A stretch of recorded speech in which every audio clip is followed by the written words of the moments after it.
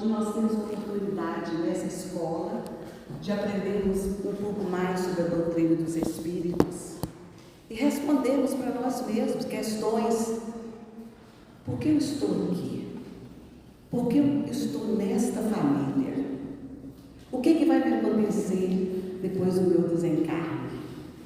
E hoje nós temos uma grande alegria de ter conosco a nossa amiga e companheira Simone, do Grupo Espírita Dias da Cruz, que daqui um pouquinho vai falar para nós. Mas para a gente preparar o nosso ambiente, a nossa querida Isabela vai fazer para nós a leitura da noite, para a gente ficar mais harmonizado. Do livro Luz no Lar pelo Espírito Emmanuel, a mulher ante o Cristo. Toda vez nos disponhamos a considerar a mulher em plano inferior, lembremos-nos dela ao tempo de Jesus. Há 20 séculos, com exceção das patrícias do Império, quase todas as companheiras de povo, na maioria das circunstâncias, sofriam extrema objeção, convertidas em animarias de carga quando não fossem vendidas em asta pública. Trocadas, porém, pelo verbo renovador do Divino Mestre, ninguém respondeu com tanta lealdade e veemência aos apelos celestiais. Entre as que haviam descido aos vales da perturbação e da sombra, encontramos em Madalena o mais alto testemunho de soerguimento moral, das trevas para a luz. E entre as que se mantinham no monte do equilíbrio doméstico, surpreendemos em Joana de Cruz, o mais nobre expoente de concurso e fidelidade. Atraídas pelo amor puro, conduziam à presença do Senhor os aflitos e os mutilados, os doentes e as crianças, e embora não lhes integrassem o círculo apostólico, foram elas, representadas nas filhas anônimas de Jerusalém, as únicas demonstrações de solidariedade espontânea que o visitaram desassombradamente sob a cruz do martírio, quando os próprios discípulos debandaram. Mais tarde, junto aos continuadores da Boa Nova, sustentavam-se no mesmo nível de elevação e de entendimento. Dorcas, a costureira jopense, depois de amparada por Simão Pedro, fez-se mais ativa colaboradora da assistência aos infortunados. Febe é a mensageira da Epístola de Paulo de Tarso aos Romanos. Lídia, em Filipos, é a primeira mulher com suficiente coragem para transformar a própria casa em santuário do Evangelho nascido. Lloyd e Eunice, parentas de Timóteo, eram padrões morais da fé viva. Entretanto, ainda que semelhantes heroínas não tivessem de fato existido, não podemos olvidar que, um dia, buscando alguém no mundo para exercer a necessária tutela sobre a vida preciosa do embaixador divino, o supremo poder do universo não hesitou em recorrer à abnegada mulher, escondida num lar apagado e simples. Humilde, ocultava a experiência dos sábios. Frágil como o lírio, trazia consigo a resistência do diamante. Pobre entre os pobres, carreava na própria virtude os tesouros incorruptíveis do coração. E desvalida entre os homens, era grande e prestigiosa perante Deus. Eis o motivo pelo qual, sempre que o raciocínio nos induz a ponderar quanto à glória do Cristo, recordando na terra a grandeza de nossas próprias mães, nós nos inclinaremos, reconhecidos e reverentes, ante a luz imarcessível da estrela de Nazaré.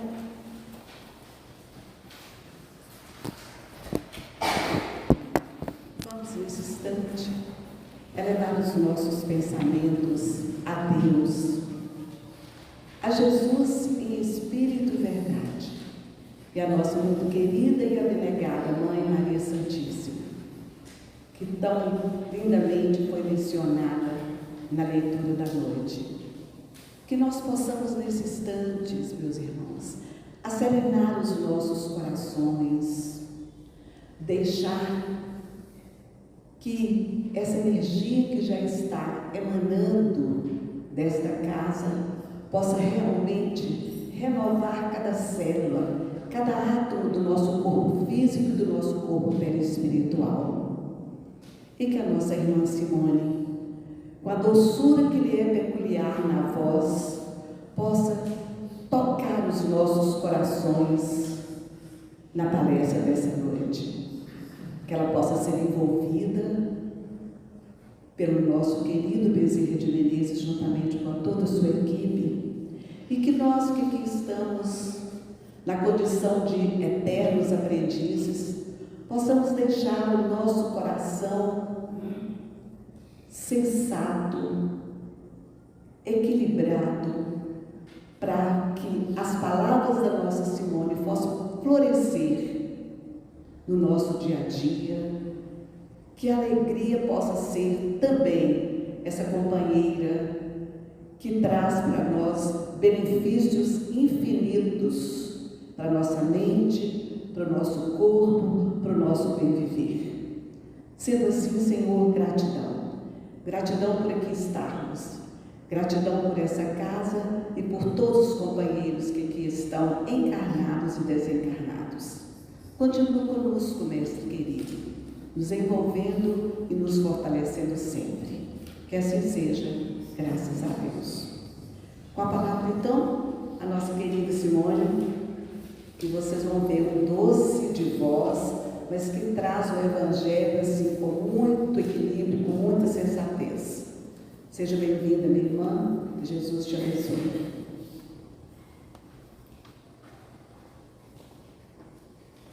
Boa noite. Eu espero que a minha doce voz não faça vocês dormirem, né? É porque eu sou professora aposentada e eu já fiz muito aluno meu dormir em sala por causa da minha voz. Mas vamos lá, né? Que o nosso querido Jesus, tá baixo aí? Tá. Nosso mestre divino, amigo, possa nos amparar, nos inspirar nesta noite. Em Lucas, no capítulo 6, versículo 21, Jesus disse: Bem-aventurados vós que agora chorais, porque rireis. Bem-aventurados os que choram, porque vão sorrir, vão ser felizes. A Severina, na hora que me encontrou ali na porta, ela falou assim: nossa, você vai falar da alegria. Eu temo decepcioná-la, porque hoje nós vivemos um momento assim, bem difícil, bem conturbado, e o que a gente vê são carinhas tristes, são carinhas cansadas, né? Então, eu vou falar assim, da alegria, porque o título da nossa palestra é Em Louvor da Alegria. Mas eu vou ter que começar com a tristeza. Jesus falou: Bem-aventurados que choram, porque rireis. Então, meus irmãos, quem nunca acordou assim pela manhã e sentiu uma dorzinha no peito, né? Uma sensação estranha, e passou o dia assim com aquela sensação, com aquela tristeza, uma angústia, que não sabe de onde vem, por que motivo ela está ali, que ela se instalou no seu coração. Mas todos nós passamos alguns momentos assim, em alguma hora, né, algum momento da nossa vida a gente sente alguma tristeza. E nós buscamos no livro do Emmanuel, chamado Livro da Esperança, um texto que está no capítulo 11, que tem esse título, Em Louvor da Alegria. Mas ele fala sobre essa tristeza. Vamos entender então por que ele buscou isso. E por que hoje, nos dias atuais, a gente tem que falar sobre isso, porque é algo que nós trazemos, né? Apesar de a gente querer muito a felicidade, nós estamos trazendo em nós muito essa apatia, essa tristeza. A gente precisa compreender o porquê, precisamos compreender como passar por ela e como sair dela, porque a gente não pode ficar nela. Jesus falou: bem-aventurados que choram, então quer dizer, nós vamos chorar, porque rireis. Então a gente vai encontrar lá na frente uma alegria. Então Emmanuel, no seu livro, ele diz assim: nos dias em que a experiência faça amargosa e difícil, não convertas a depressão em veneno. Depressão, palavrinha tão corriqueira hoje, né? Que está tão famosa nos dias atuais, e ele afirma, olha só, nos dias em que você estiver triste, nos dias em que ela quiser se instalar em você, não converta essa depressão em veneno. Quando a gente coloca veneno no nosso corpo, ele rapidamente se espalha, ele rapidamente se instala, e ali é a derrocada. Então, se você transforma uma tristeza, né, uma melancolia em veneno, ela vai se instalar rapidinho e vai ser muito mais difícil de você sair dela. Mas nós passamos momentos difíceis, nós passamos momentos tristes. Eu não posso chorar? Pode e deve, né? Um luto, por exemplo, a gente tem que viver o luto, a gente tem que passar por ele, sentir aquela tristeza, aquela saudade, mas depois ir transformando aquilo ali numa saudade gostosa, onde a gente vai ter recordações alegres daquela pessoa que partiu. A gente não pode o tempo todo ficar no luto, aí é transformá-lo em veneno. Então, há momentos e momentos. Eu tenho que saber entrar e sair. Não é verdade? Então, quando a aflição te ronda o caminho, anuncias trazer o espírito carregado de sombras, como quem se encontra ausente do lar, ansiando o regresso. Entretanto, isso não é motivo para que te precipites no desânimo arrasador. Veja só, a aflição vai chegar? Vai. Ela vai trazer assim para você uma espécie de sombra, vai fechar o seu dia, vai escurecer? Vai. Mas, daí você continuar com ela é outra história. E essa sensação que nós temos, essa tristeza que às vezes nos pega, né, de surpresa, ela dá a impressão que a gente tem uma saudade de alguma coisa que a gente não sabe exatamente o que é. Bate assim, uma saudadezinha, parece que eu vivi outra coisa, que eu era tão feliz e não sabia, e agora de repente eu estou aqui vivendo um momento meio, né, conturbado. Aí vem a Joana de Ângeles, no seu livro Jesus e Atualidade, pela psicografia do Divaldo, e nos diz o seguinte: portanto, essa tristeza que te domina, amargurando as tuas horas, é grave enfermidade que deves combater a partir de agora. Nenhuma complacência para com ela, nem justificativa enganosa para aceitá-la. Ela vai chegar? Vai. A tristeza vai tomar conta um pouquinho? Vai. Mas você deve combatê-la. Não podemos ter pena dela. Combater a tristeza com a nossa força e com a nossa alegria. Todos nós temos a alegria dentro de nós. E a gente tem que buscar isso.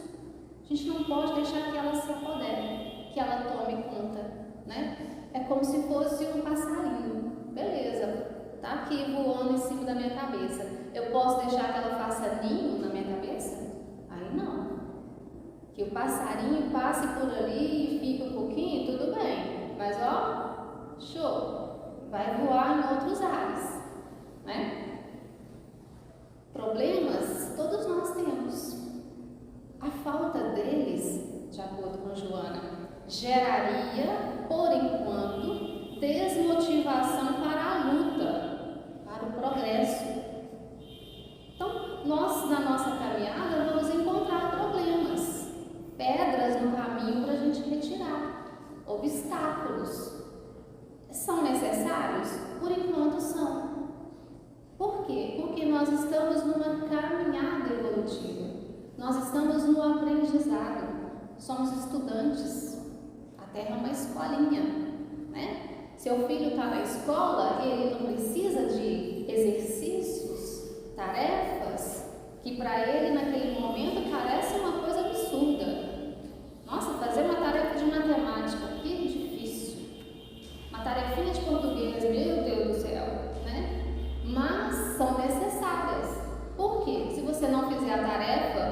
você vai aprender a matéria. Então, a cada pedrinha que a gente tem que retirar do caminho, às vezes fazendo bastante esforço, são necessários para o nosso crescimento, para a nossa evolução. E essas pedrinhas, normalmente a gente chama de dor.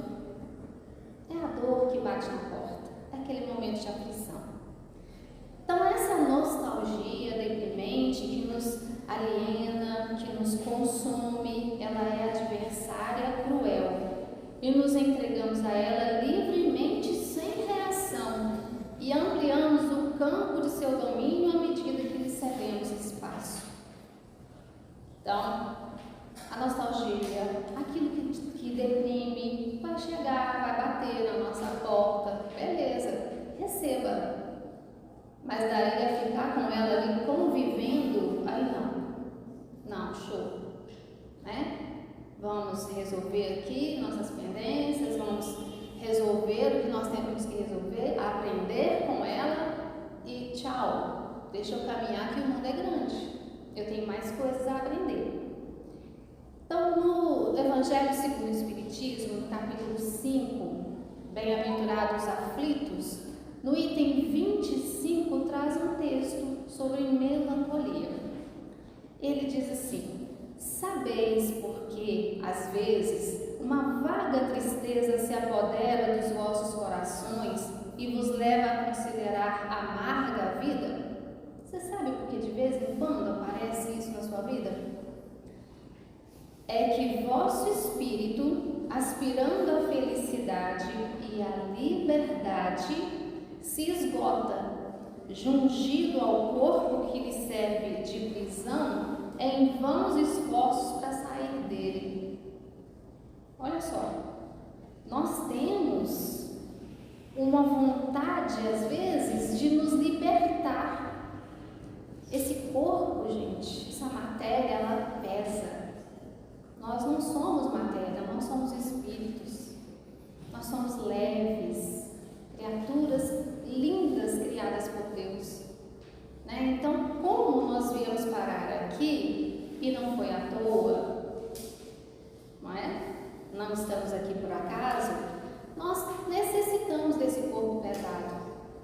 E ele, às vezes, pesa mais do que o necessário para a gente. A gente, às vezes, arrasta e não quer ficar mais nele, se rebela, né? E aí a gente tenta sair, a gente quer a liberdade, a gente quer voltar a viver onde a gente vivia e que era feliz. A gente era feliz e não sabia, só que a gente não sabe mais onde era, a gente não lembra, porque essa casca que impede que a gente lembre do nosso passado feliz.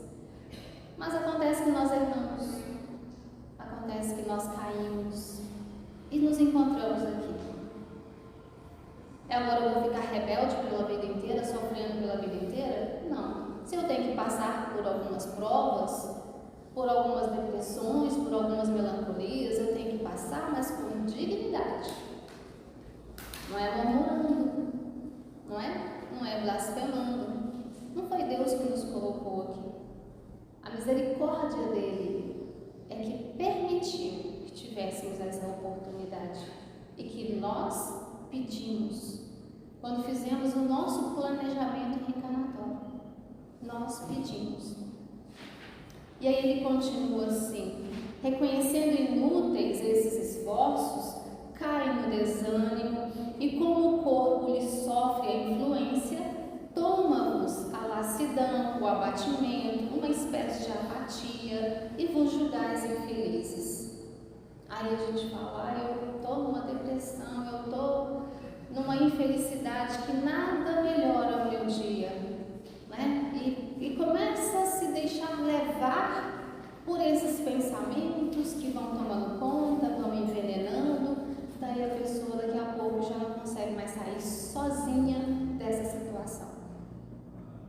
É o paraíso perdido que nós temos uma vaga lembrança, né? Um sentimento de que nós fomos felizes e que perdemos esse lugar. Pedimos uma resposta do alto, de reconforto, de harmonia. Nós oramos, nós pedimos a Deus. E a resposta vem de acordo com o coração de cada um. Com boa vontade, a resposta da vida superior vem com amor e esperança. Nesses momentos a gente faz nossas orações, nós fazemos nossos pedidos, né? Ao nosso anjo da guarda, a gente pede a Maria, a gente pede a Jesus, a gente se apega aos nossos protetores e pede uma resposta. E a resposta sempre vem, a gente nunca fica sem ela. Porém, a gente tem que estar com o coração aberto para ouvir, para sentir.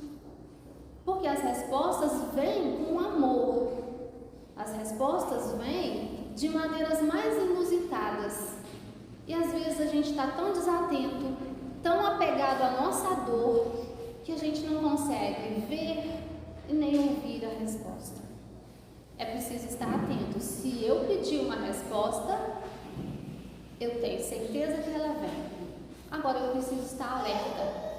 De que forma ela vem? Acusas-te em trevas e podes mentalizar. Desculpa, não, isso mesmo. Acusas-te em trevas, porque agora eu estou seguindo o livro da esperança. Voltando no texto lá do Emmanuel, olha só que interessante como ele vai colocando para a gente como que a gente vai caindo nessa armadilha da depressão, da melancolia, da tristeza. Olha só, acusas-te em trevas e podes mentalizar com a própria cabeça luminosos pensamentos de otimismo e fraternidade, ou retratar nas pupilas o fulgor do sol e a beleza das flores. Todo mundo que entra nessa situação, e todos nós passamos por ela em algum momento da nossa vida, a gente fala, nossa, meu mundo está escuro, eu não vejo mais brilho, eu não vejo vida, né? Eu era tão assim feliz, tão alegre, agora eu estou com sentimentos tão tristes e parece que meu mundo escureceu, não é assim? E aí o que ele fala? Você fala que está em trevas, mas você pode e deve iluminar os seus pensamentos. Só você, porque a treva está no que você está sentindo, no seu modo de olhar. Para onde você está vendo, você não está vendo brilho, mas o brilho está lá, a luz está lá. O que está escurecido é o seu coração, o seu sentimento. Então busque o que você tem de luz. Jesus não falou? Vós sois luzes, né? Nós somos o sal da terra, somos a luz do mundo, então nós temos luz própria. E outra coisa, treva não existe, escuridão não existe. Você já viu alguém medir a escuridão? A gente mede a luz, a intensidade da luz, a intensidade do sol, da lâmpada, a gente mede a luz, porque ela existe. Treva não.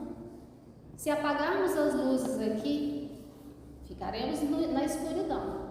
Mas se alguém acender um palito de fósforo, todo mundo vai enxergar aquela chama. E é uma chama pequenininha, de um palito de fósforo, porque ela existe. Escuridão não. Então não entre nessa de que você está com os seus dias escuros, né? Você tem que buscar luz. É um pensamento positivo, é numa prece, é numa leitura que te ajude a enxergar coisas que você agora não está conseguindo. Busque a luz sempre. Outra coisa que ele diz aqui, entregas-te à mudez. A gente às vezes se cala, proclamando não suportar os conflitos que te rodeiam, e nada te impede abrir a boca, a fim de pronunciar a frase de reconforto e apaziguamento. Então, muitas vezes, diante de alguma dificuldade, a gente se cala. É alguma coisa da família que a gente não concorda, né? E aí às vezes está tumultuado o ambiente e a gente se afasta e se cala. Quando deveríamos abrir a nossa boca e falar, Falar o quê? Jogar mais lenha ali na fogueira? Não. Falar aquilo que pode apaziguar aquele momento. Trazer uma mensagem para poder refrescar, para poder melhorar o ambiente. Nós temos o dom da palavra. Nós temos como poder ajudar. E às vezes a gente se afasta, se cala, se fecha e aquilo nos incomoda. Aquilo dói. Por que eu não ajudei naquele momento? Por que eu não deixei esfriar um pouquinho e fui lá e ajudei, falei com um, falei com o outro? Por que eu não dei a minha contribuição? Mas às vezes o orgulho fala mais alto, às vezes a má vontade, né? E a gente precisa evitar isso. Nós temos boca, nós falamos, então que possamos usar e falar o que é bom, o que é do bem. Asseveras que o mundo é imenso vale de lágrimas, cruzando os braços para chorar os infortúnios da terra, e possuis 2 mãos por antenas de amor, capazes de improvisar canções de felicidade e esperança no trabalho pessoal em favor dos que sofrem. O mundo não tem mais jeito. O mundo está virado de cabeça para baixo. Está uma loucura. Ninguém se entende, né? A gente tenta ajudar e leva logo um monte de pedrada. E aí a gente cruza os braços e fala: não vou fazer mais nada, não. Deixa que Deus resolva isso, né? Mas foi Deus que te deu 2 mãos, 2 braços. E isso é sinal de que você pode trabalhar. Te deu uma mente, uma inteligência, a boca para você falar e 2 mãos para você trabalhar. Trabalhar no bem. Trabalhar ajudando o próximo. Quando você doa o seu trabalho, você melhora. Eu estou numa depressão, uma tristeza. Levanta, trabalha, ajuda. Do seu lado tem alguém que está bem pior do que você, com toda certeza deste mundo. Tem sempre alguém precisando de uma ajuda. E quando você faz isso, quem mais é ajudado? É você.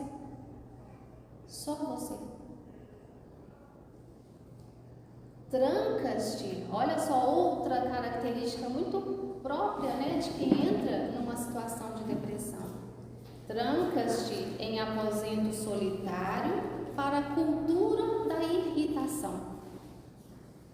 Quem entra nesses momentos, eu conheço, né, tem pessoas bem próximas que se encontram nessa situação e que qualquer coisa que você fala já irrita, não quer ouvir certas coisas. E aí vai para onde? Para um quarto escuro. Vai lá chorar. Fica lá na sua irritação, né?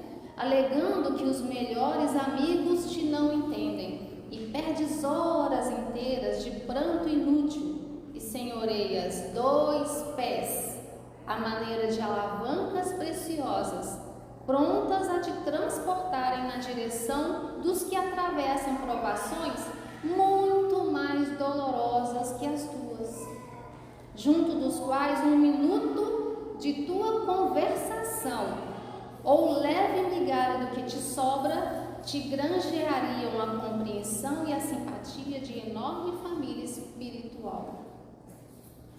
Aí a gente se tranca no nosso mundinho, o nosso mundinho escuro, né? Porque estamos em trevas, e se cala, não quer falar, não quer conversar com ninguém, não quer falar com ninguém, não quer ouvir ninguém. Não faz mais nada porque o desânimo é tão grande que perde as forças e não sai nem da cama, nem se movimenta mais, não tem força nas pernas.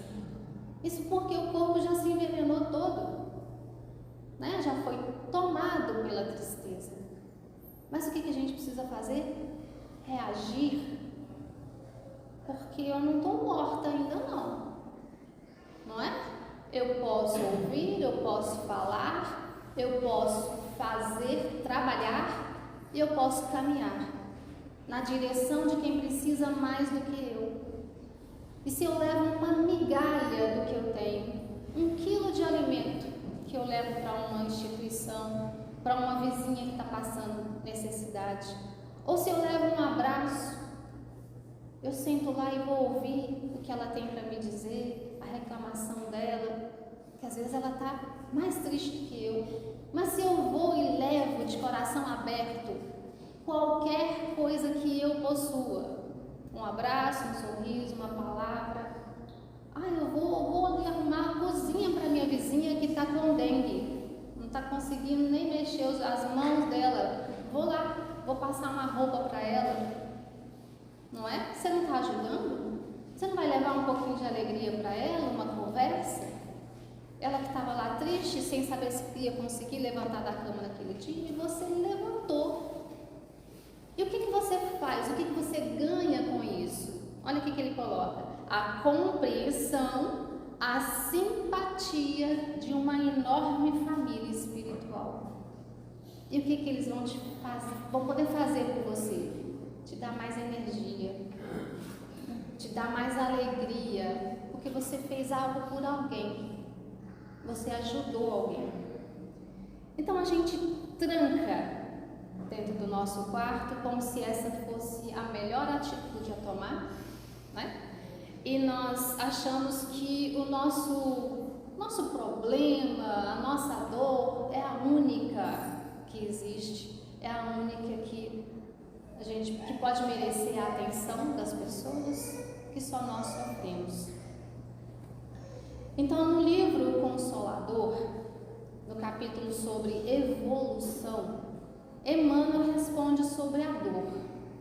Então, tem algumas perguntinhas aqui para ele. A primeira era sobre qual das duas dores, a física ou a moral, faz vibrar mais o espírito humano. Qual das duas dores mexe mais conosco? Aí ele respondeu assim, de uma forma bem resumida, ele respondeu assim: sofrimento do espírito, dor, realidade. Sofrimento físico, dor, ilusão. Para quem está na matéria, recebeu uma resposta dessa, fica assim: como assim? Eu estou sentindo dor? Como que isso aqui é ilusão? Né? Acontece que nós estamos aqui de passagem, meus irmãos. Nós viemos aí de uma caminhada longa e temos ainda uma trajetória muito mais longa ainda. A gente está só no início da nossa caminhada. Só que a dor que a gente sofre aqui agora, física, ela é pura ilusão.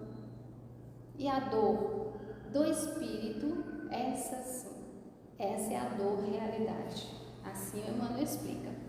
A dor física é para o despertar da alma nos seus deveres. Normalmente é expiatória. Trazemos algumas coisas do nosso passado, algumas coisas que nós fizemos e que hoje o nosso corpo reflete, né? É o resultado daquilo que fizemos. Eu nasci com um problema no coração, eu tenho problema no fígado, eu nem bebo, eu tenho um probleminha no pulmão, eu nem fumo, nessa encarnação, mas eu abusei em outra, e o meu perispírito, ele foi danificado, então agora eu preciso reajustar. Então são as dores para chamar a nossa atenção, né, para esses desequilíbrios que nós às vezes cometemos muito abusos, né? É consequência dos nossos abusos. Então, a dor, a advertência, é pela natureza material do nosso organismo. Então, quando a gente aqui abusa do álcool, abusa do fumo, abusa da alimentação ou de algum exercício, e a gente acaba sofrendo algumas dores, né? Isso é pelo abuso. A dor está ali para gritar e nos mostrar: olha, você está abusando agora. O seu corpo é um veículo que você ganhou para poder passar por essa trajetória. Do berço ao túmulo, Você tem aí um tempo e você precisa desse veículo para passar por esse tempo. Você vai abusar dele? Você vai colocar tóxicos dentro dele? Você vai danificar um veículo que você ganhou perfeito?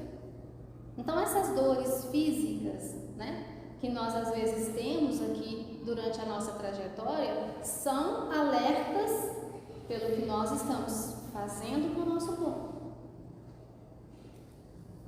Aí, em resumo, a dor física é um fenômeno e a dor moral é a essência. Bom, a primeira, a dor física, ela vem e passa, tá? E mesmo que ela não passe, mesmo que ela perdure e a gente vá até a morte, ali ela acaba. Mas e o nosso espírito? Esse não, esse continua. Tá? Então a dor física, ela tem um tempo para estar ali. Acabou, acabou. A dor espiritual, essa é grande, essa é profunda, essa é muito mais difícil de você curar, né? Então essa promove o trabalho do aperfeiçoamento da redenção. Dor física vem e vai embora. Mas a dor espiritual, a dor moral, ela vem para que eu tenha um trabalho de melhoria interior. É ela, quando chega, né, a minha consciência me diz, ela está ali batendo as portas e ela me faz aperfeiçoar esse ser que está aqui, esse ser que já caiu, que já fez muita coisa errada. Então a dor moral, ela vem para nos impulsionar, para nos ajudar a tomar iniciativas em melhorias para nós. É uma busca individual, é um trabalho individual, é você com você mesmo. Aliás, você tem um ajudante, Jesus, um grande professor. Ele te dá as coordenadas, né? A segunda pergunta que foi feita para Emmanuel foi se pode existir felicidade na Terra. Porque a gente vê o mundo, né, do jeito que está, será que a gente um dia encontra felicidade? E aí ele responde assim, se todos nós temos a noção de felicidade, é sinal de que ela existe. Quando a gente sente saudade de alguma coisa, que a gente nem sabe o que é, pode saber que ela existe. Se a gente tem uma intuição, existe, tá? Mas a felicidade sonhada pelo homem no mundo não pode existir por enquanto. Contudo, é aqui no globo terrestre que a criatura edifica as bases da sua aventura real, a caminho das sublimes aquisições para o mundo divino de suas consciências. Nós vamos encontrar a felicidade aqui? Emmanuel falou assim, olha, infelizmente não vai dar não. Não é por enquanto não, tá? Vamos ter que esperar mais um pouquinho. Só que vocês vão ser felizes. E é aqui, nessa escola, nessa terra hospital, que vocês vão começar a construir as bases para essa felicidade real. Ela vem. Um dia você conquista. A gente acha que a nossa felicidade aqui é o quê? Ah, eu vou ser feliz quando eu tiver a minha casa própria. Ah, eu vou ser feliz quando eu casar e tiver a minha família. Vou ser feliz quando eu aposentar. A gente sempre, né, está colocando a nossa felicidade em algum momento, em alguma coisa que a gente conquista, a gente corre atrás, beleza. Mas quando a gente chega lá, beleza, chegou. E aí? Aí tem outras lutas pela frente. Tem outros desafios pela frente. Então, felicidade para nós são pequenos momentos, né? Pequenas conquistas. Agora, felicidade a gente vai ter realmente quando nós construirmos a base para que ela possa se instalar. E essa base é construída com esforço. É passando aqui pelas dificuldades. E a terceira pergunta que foi feita para o Emmanuel, ele responde sobre onde a dor auxilia auxilia mais para a nossa redenção? Onde que a dor que chega vai nos ajudar? E ele diz assim: individualmente ou coletivamente, a dor é uma amiga indispensável. Bom, a Joana falou que não era para a gente ficar cultivando ela muito não, mas Emmanuel fala que ela é uma amiga indispensável. A redenção de um espírito encarnado consiste no resgate de todas as suas dívidas e junto à aquisição de valores morais através das lutas. Então, a dor chega, a aflição chega, sim, receba, é sua amiga. Veio para te dar um beliscão, veio para te dar um empurrão, porque às vezes a gente se acomoda. Não tem momentos que a gente está ali meio assim de boa, né? A gente tirou as férias, vai para a praia, a gente gosta de ir para Guarapari, né? Então vai lá para a nossa prainha mineira, fica lá de boa. Você vai à luta, você chega lá em Guarapari, vai procurar alguma instituição de caridade para ajudar? Poxa, eu estou de férias, né? Estou querendo ficar lá mais, como diz o pessoal mais novo, mais de boa mesmo, né? Quietinho, tentando descansar. Mas quando a dor vem, é para dar esse empurrão. Então a gente tem que sair daquela apatia, porque se eu estou lá tranquilão, eu não vou fazer nada. Vou querer que o mundo continue daquele jeito, com aquela paisagem linda, aquele solzinho, né? A barraquinha ali, uma aguinha de coco. Quero mais nada na vida. Tá ótimo para mim. Mas eu não posso passar a vida inteira assim. Eu tenho que voltar e ir para a luta. E nessas lutas eu encontro muitas dificuldades. E eu vou cruzar os braços? Não. Eu vou deitar na minha cama e chorar? Não. Eu vou receber a dificuldade, vou olhar para ela, vou parar para pensar e vou buscar ajuda. Vou buscar ajuda. Onde eu posso encontrar uma ajuda assim certeira? Onde, Severino? No Evangelho. Ah, muito bem. No Evangelho. Não é? Por quê? Porque se eu estou triste, o Evangelho traz a alegria. Ele traz a solução. E a gente esquece que ele está aí já há 2000 anos. Uma vez perguntaram para o Chico assim: Chico, e aí, o que o pessoal do mundo espiritual está trazendo de novidade para a gente?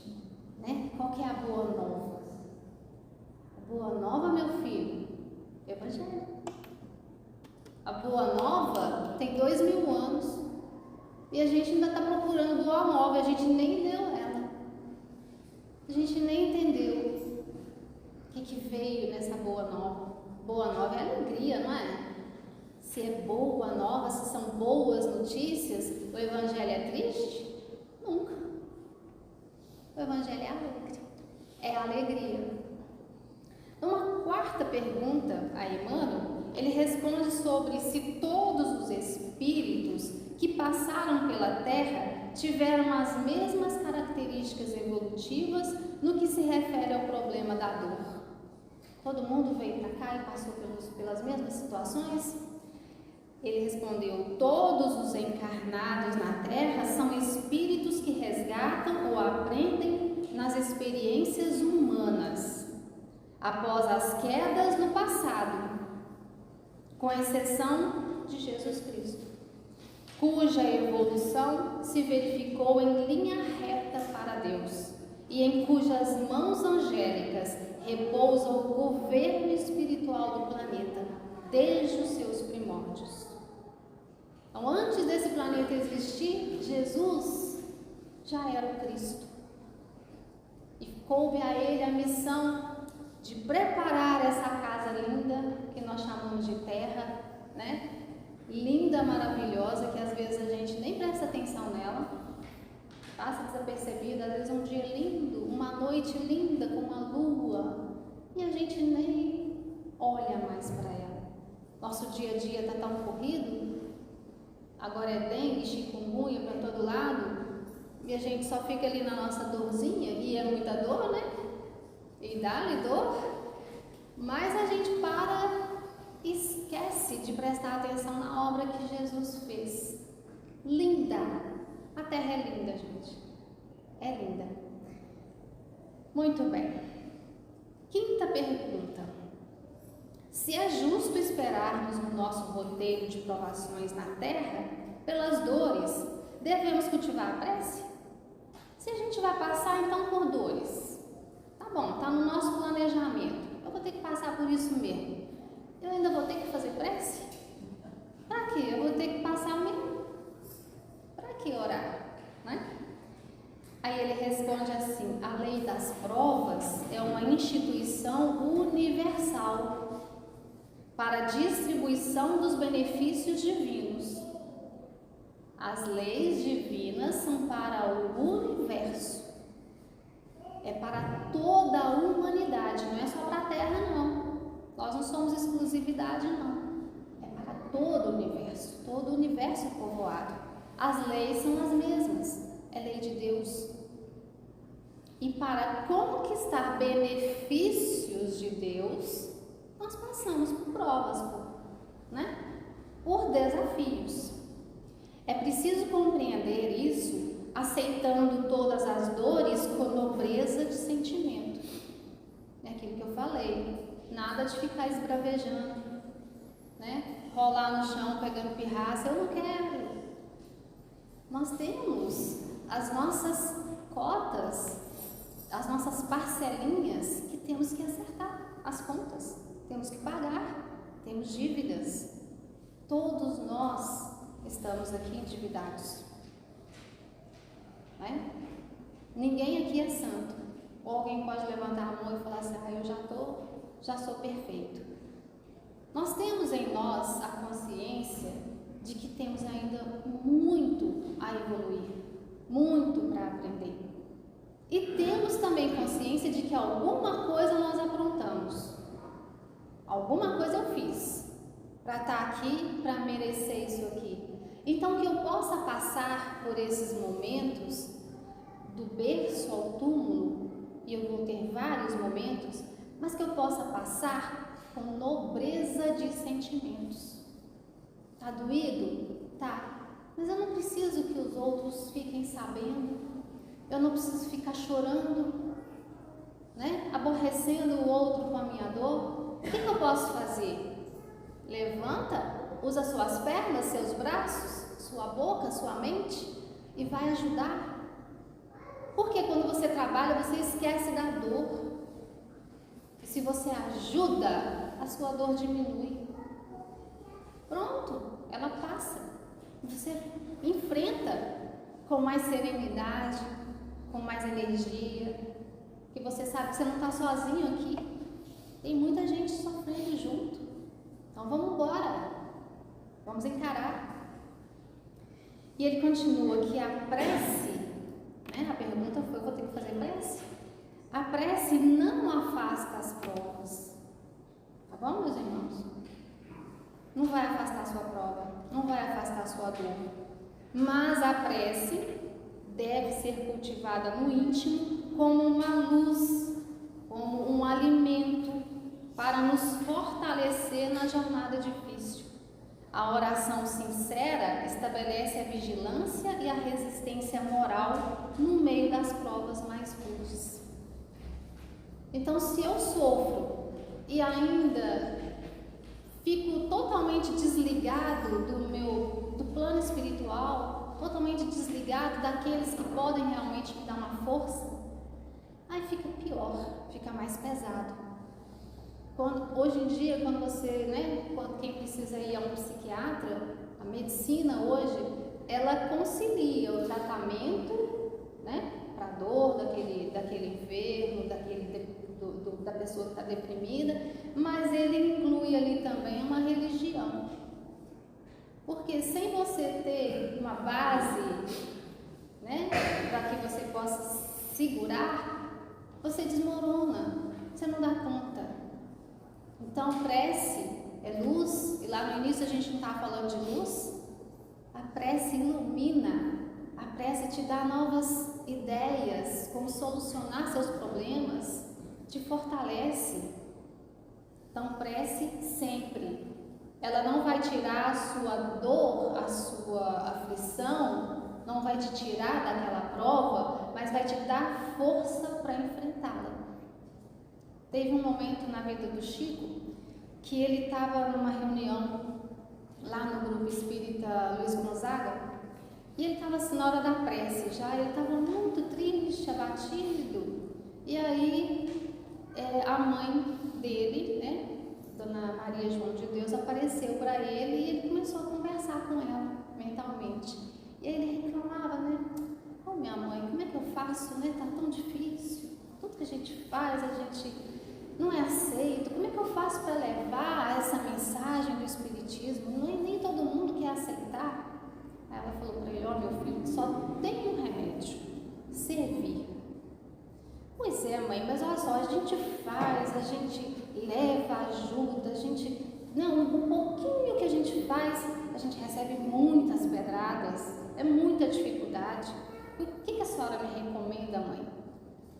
Olha, meu filho, o que eu te recomendo? Servir. Servir. Mas, mãe, tá tão difícil, a gente arruma inimigo a cada esquina que a gente vai. E aí muita gente que não concorda, vem assim de todos os lados, um verdadeiro bombardeio, né? O que a senhora acha? O que eu devo fazer, mãe? Meu filho, olha só, para o seu problema, eu acho que você deve servir. Não tem outro remédio. Servir. Vá em frente. Faça a sua parte. Né? Não espere que outro faça por você. Faça a sua parte. Se vem pedrada, deixa que venha pedrada. Incompreensão, deixa que venha incompreensão. Mas siga firme no seu propósito. Só isso, mãe. Só acha que servir é a solução para tudo? Servir é a solução para tudo. Nós estamos aqui, meus irmãos, para servir. O próprio Cristo nos ensinou isso. Aquele que você alimenta, aquele pequenino que você cobriu no frio, aquele que estava doente que você visitou, foi a mim que você fez. Foi a mim que você ajudou. Então, quando você serve, você está fazendo o quê? O que Jesus ensinou. Ele exemplificou o Evangelho. Ele viveu ele no dia a dia. E nós temos o Evangelho para ler. Até agora não pegamos nele. Não conseguimos terminar, chegar na última página. Não é verdade? Muitas vezes está lá na nossa estante, empoeirando, e a gente passa pelas dificuldades e não pega o Evangelho e lê. E coloca ele na sua cabeceira. Porque o Evangelho, gente, ele é alegria. A gente sempre ouviu, né, durante todos esses séculos aí, o cristianismo foi colocado para nós como uma religião triste, uma religião que, nossa, que deixa deprimido mesmo, de sofrimento. Mas não. O Evangelho, do início ao fim, ele é pura alegria. Para que o embaixador celeste viesse até nós, né? Para que Jesus chegasse até nós, um anjo desceu à terra e apareceu para Maria e falou para ela: você vai ser a mãe de Jesus. Quer notícia mais maravilhosa do que essa? E quando ele nasce, numa simples, humilde manjedoura, tinha uma estrela indicando aquele lugar, uma luz indicando que ali estava o Filho de Deus. Os pastores que estavam ali naquela noite receberam um anjo que se materializou na frente deles e um coral de anjos cantando, né, a boa nova e a boa vontade entre os homens. Que coisa mais feliz do que essa? Você está no meio da natureza e receber um coral de anjos? Madalena conheceu o amor de verdade e mudou completamente a sua vida. Ela vivenciou o amor até o último segundo da sua vida. Paulo de Tarso fez uma outra reviravolta na sua vida, porque conheceu a luz. Jesus apareceu para ele como uma luz, como um sol, tão forte que ele até cegou. Não é isso?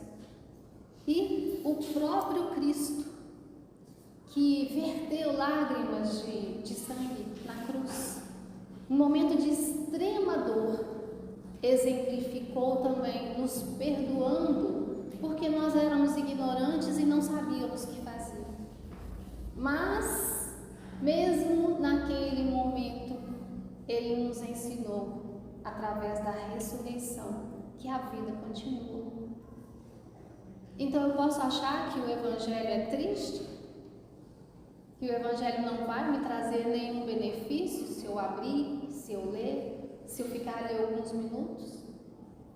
É Ele que vai me tirar de onde eu estou hoje, da depressão em que eu me encontro, da aflição em que eu estou. Você está aflito? Você está triste? Pega o Evangelho. É o remédio. Leia, ele vai te trazer força, vai te trazer ânimo. E depois, meu irmão, levanta, usa suas pernas, seu pé, vai caminhar, vai sair desse quarto escuro, vai sair dessa tristeza e vai ajudar a quem necessita, mais do que você. Porque o que a gente mais vê hoje, né? Nós temos todo um aparato, nós temos a nossa vida tão confortável. Para e pensa. Antigamente, nossos avós, né? As nossas avós, principalmente, tinham que ir lá no rio, tinha que ir num poço buscar água. Hoje a gente abre a torneira e sai água na torneira. Que facilidade é essa? Né? Para ir de um lugar ao outro, você tinha que ir de carroça, de charrete. Hoje você tem avião, você tem carro, todo mundo mora numa casa confortável.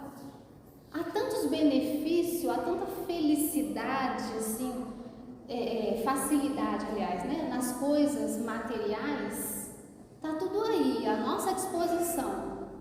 E a gente ainda não acha que tá bom. A gente ainda está buscando a tal da felicidade. Quando você vê, você está dentro de um quarto. E o seu quarto é lindo, confortável, né? Agora, se você levantar desse seu quarto e for até uma casa em um bairro pobre, aí você vai ver o que é realmente dificuldade. Aí falta tudo. Até aquele travesseiro, né, confortável que você usa ali na sua cama. Tudo. A sua geladeira está cheia, a sua mesa está repleta, está farta. Mas na mesa dele não está. Então falta a gente tomar a iniciativa de colocar o Evangelho em prática. É para isso que nós estamos aqui. Não é para deitar na cama e chorar. É para trabalhar, para levar em frente o Evangelho que Jesus nos trouxe e que Ele exemplificou até o final. Então, o Evangelho, sim, é um louvor à alegria. Use-o todos os dias e que Jesus possa nos abençoar, né, e nos proteger cada vez mais.